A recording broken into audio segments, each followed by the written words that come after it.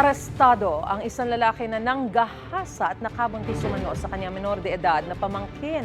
Itinanggi naman na akusado ang paratang. Ngayon ang balita si EJ Gomez. Sa kulungan ang bagsak ng 49 anyos na lalaking ito na nanggahasa umano sa 13 anyos niyang pamangkin. Naaresto siya ng Binangonan Police sa Barangay Tandang Cucho, Tanay Rizal noong linggo. Okay, naaresto namin sa bisa ng warrant of arrest sa kasong qualified rape.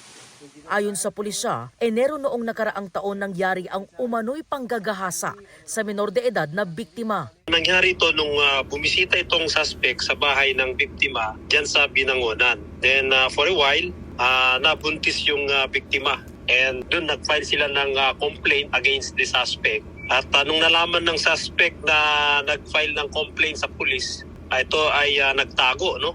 December 18 nang ilabas ng Binangonan Regional Trial Court ang warrant of arrest laban sa akusadong si alias Fonso. Itinanggi niya ang paratang. Ano po yung ginawa po ninyo dun sa bahay nila? Wala, may bahay po kami dun.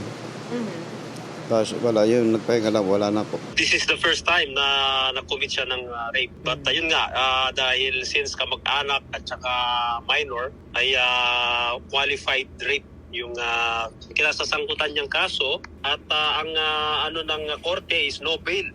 Nakakulong siya ngayon sa Binangonan Custodial Facility.